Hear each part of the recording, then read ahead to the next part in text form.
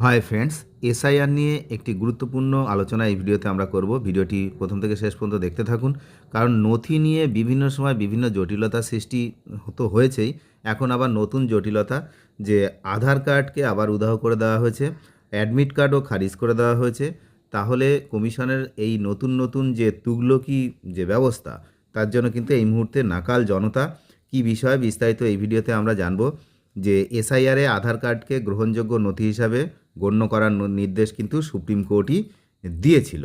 তারপর একরকম বাধ্য হয়েই আধারকে তালিকায় অন্তর্ভুক্ত করেছিল নির্বাচন কমিশন। এবার চুপিসারে সেই আধারকেই গ্রহণযোগ্য নথির তালিকা থেকে বাদ দেওয়া হচ্ছে। বৃহস্পতিবার রাজ্যের বিভিন্ন জেলায় ইআরওদের মৌখিক নির্দেশে জানানো হয়েছে, শুনানিতে আধার গ্রহণ করলেও তা ইসিআই নেটে আপলোড করা যাবে না। সেই সঙ্গে লিখিত নির্দেশও জারি করে বলা হয়েছে যে মাধ্যমিকের অ্যাডমিট কার্ড এসআইআর শুনানিতে গ্রহণযোগ্য নথি নয়, গণ্য করা যাবে না। তাহলে একসঙ্গে মাধ্যমিক, ওদিকে আধার কার্ড। তো রাজ্য জুড়ে এখন এসআইআরের শুনানি চলছে, আর কমিশনের এই তুগলকি ফরমানে প্রতিদিন চ্যালেঞ্জ বাড়ছে আমজনতার। শুনানিতে উপস্থিত ভোটার নথি পেশ করার পর তা ইসিআই নেটে আপলোড করছেন শুনানির দায়িত্বে থাকা ইআরওরা।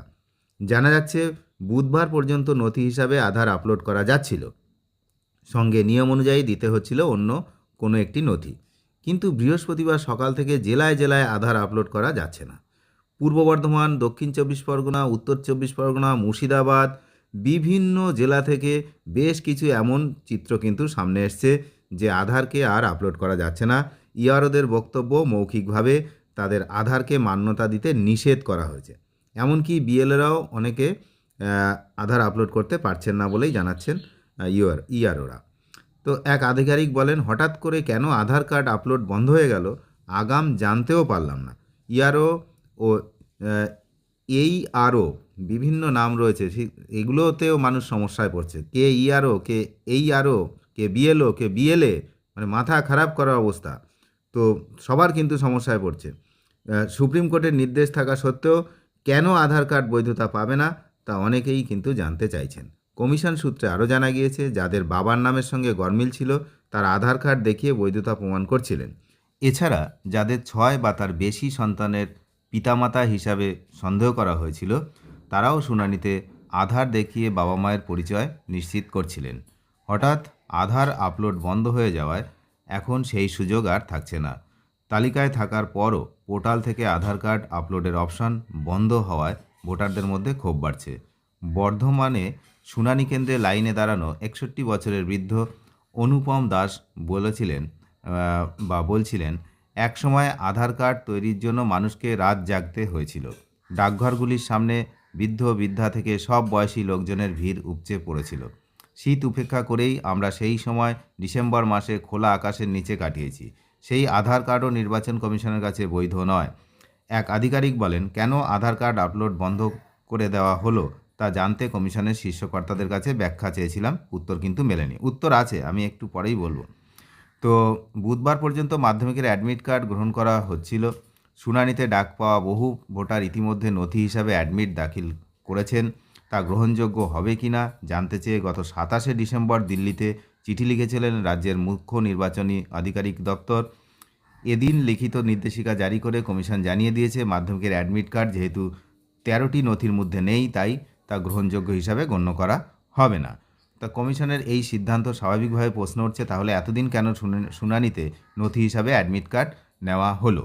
তো মানুষের এই যে হয়রানি হচ্ছে, এর উত্তর কে দেবে, এর জবাব কে দেবে? তো এটা তো একটা গেল। এখন বিষয় হচ্ছে আধার কার্ডকে যে মান্যতা দেওয়া হচ্ছে না হঠাৎ করে, তো তার কিছু কারণ রয়েছে। তার কারণটা বলছি। দেখুন, সব কিছুরই একটা কারণ থাকে। তো আধার কার্ড যেহেতু নেওয়া হচ্ছিল এবং পরে নেওয়া হচ্ছে না, আপনারা জানেন যে বিভিন্ন রাজ্যে, আমাদের রাজ্যে তো সবচেয়ে বেশি, যে রাজনৈতিক নেতারা টাকা খেয়ে অবৈধদেরকে আধার কার্ড করিয়ে দিয়েছে। আপনারা নিশ্চয়ই এ বিষয়ে অবগত। তো তাদের জন্য আজকে এই অবৈধ অনুপ্রবেশের জন্য যারা স্থানীয় এবং প্রকৃত ভারতবাসী, তাদেরকে এই সমস্যায় পড়তে হচ্ছে। এটা কিন্তু একদম পরিষ্কার শুনে নিন। এই যে শুনানিতে যে হয়রানি বা শুনানি এগুলো যে হচ্ছে, এর যারা হচ্ছে প্রকৃত ভারতবাসী ইন্ডিয়ান, যারা এই সমস্যা ফেস করছেন, এর জন্য দায়ী কিন্তু অবৈধ অনুপ্রবেশকারী এবং তাদেরকে যারা মদত দিয়েছে, অর্থাৎ তাদেরকে যারা পয়সা নিয়ে ভোটার কার্ড, আধার কার্ড, এই ধরনের কার্ড মানে আইডেন্টিটিগুলো যারা বানিয়ে দিয়েছে 2,000 4,000 টাকা নিয়ে। তো বুঝতে পারছেন, দায়ী হচ্ছে সেই সমস্ত লোক যারা এই টাকার লোভে এই ঘটনাটা, এই সর্বনাশটা ঘটিয়ে দিয়েছে। এখন সেই জন্য আধার কার্ড এখন যার তার হাতে চলে গেছে। শুধু যে ভারতীয়দের কাছে আধার কার্ড আছে তা তো নয়, বাংলাদেশিদের কাছে আধার কার্ড আছে, পাকিস্তানের কাছে আধার কার্ড আছে, ভারতের আধার কার্ড। তাহলে আপনি বলুন, যদি আধার কার্ডকে মান্যতা দেওয়া হয়ে যায় এই মুহূর্তে, তাহলে ওই পাকিস্তানি বা বাংলাদেশ সেও তো বৈধ পরিচয়পত্র পেয়ে যাবে। তো বিষয়টা হচ্ছে ফেলিওর, প্রত্যেকটা সিস্টেমের ফেলিওর। কীরকম না, যারা ভোটার কার্ড তৈরি করে বা আধার কার্ড তৈরি করে তাদের ফেলিওর, পরিষ্কার ফেলিওর। তারা ভালো করে আইডেন্টিফিকেশান না করে যাকে তাকে আধার কার্ড, ভোটার কার্ড দিয়ে দিয়েছে। এটাই হচ্ছে সবথেকে বড় সমস্যা। এখন এটা পুরো আমাদের দেশের সমস্যা, শুধু আমাদের রাজ্যের নয়, যে ভেরিফিকেশান না করে কোনো কিছু করে দেওয়া। যে জমিদার, তাকে হচ্ছে একটা এসটি সার্টিফিকেট দেওয়া। এইগুলো হচ্ছে মানে জাস্ট আপনারা বুঝতেই পারছেন কিভাবে হয়। ক্ষমতার জোরে হয়। যারা হচ্ছে বিপিএল নয়, তাদের বিপিএল কার্ড। তো আমাদের রাজ্যে নেই কি, বা আমাদের রাজ্য কেন, আমাদের ভারতবর্ষে কোথায় এই ধরনের ঘটনা নেই আপনারা বলতে পারবেন? সব জায়গাতেই আছে, জালিয়াতিতে ভর্তি। তো এই কারণে কিন্তু এখন এই বিষয়গুলো এর আরও জটিল হয়ে যাচ্ছে, আর যত দিন যাবে আরও জটিল হবে। আপনারা মিলিয়ে নেবেন আমার কথা, যত দিন যাবে তত বিষয়গুলো আরও জটিল হবে। তার কারণ যে দপ্তরে যাকে বসানো হচ্ছে সেই দপ্তর টাকা খেয়ে সেই হচ্ছে অবৈধ কাজগুলো করে যাচ্ছে। একদম আপ টপ টু বটম, নিচ থেকে ওপর পর্যন্ত এই ঘটনা চলেছে। তো তার জন্যই তো এই অবস্থা। এই অবস্থার জন্য দায়ী কারা? অবস্থার জন্য দায়ী সমস্ত রকম যারা হচ্ছে, যাদেরকে দায়িত্ব দেওয়া হয়েছিল, যারা দায়িত্ব নিয়েছিল, তারা বাংলাদেশি লোকের আধার কার্ড বানাচ্ছে, তাহলে যাচাই না করে বা হুমকির মুখে কিছু তো করেছে, কোনো কিছুর মুখে তো কাজটা করেছে। এখন যেহেতু বাংলাদেশের কাছে আমার ভারতীয় আধার কার্ড রয়েছে, পাকিস্তানের কাছে ভারতের আধার কার্ড রয়েছে, তাহলে ওরা যদি আধার কার্ড দিয়ে প্রমাণপত্র করতে পারে তাহলে সেটা খারাপ হবে। তো সেই জন্য, যদিও সহজে সেটা সম্ভব নয়, কিন্তু যেহেতু এই ধরনের ঘটনা রয়েছে, সেই জন্য নির্বাচন কমিশন এটাকে মান্যতা দিতে চাইছে না। কিন্তু সুপ্রিম কোর্ট তাও বলেছিল যে আধার কার্ডকে মান্যতা দিতে হবে।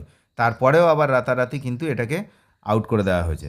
তো শুধু আধার কার্ডে হচ্ছিল না, এটাও কিন্তু জানা দরকার, আধার কার্ডের সঙ্গে অন্য আরও একটি নথি প্রমাণপত্র হিসাবে দেখাতে হচ্ছিল। এখন বিষয় হচ্ছে, যে ডুপ্লিসিটি করে আধার কার্ড বানিয়েছে, সে তো সেটা করে প্যান কার্ডও বানিয়েছে, সেটা করে ভোটার কার্ডও বানিয়েছে। তার পক্ষে দুটো দেওয়া কোনো অসুবিধা নয়। তো সেক্ষেত্রে এই সমস্যাগুলো নির্বাচন কমিশন ফেস করছে।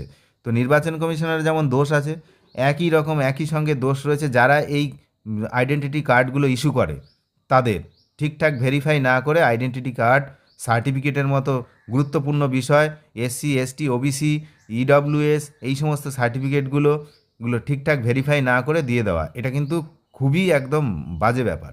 এবং তার জন্য আজকে এই আপামর জনসাধারণ, সারা ভারতবাসী ভুগবে এবং আগামী দিনে আরও ভুগবে, এই আমি বলে রাখলাম। অনেক ধন্যবাদ শেষ পর্যন্ত দেখার জন্য।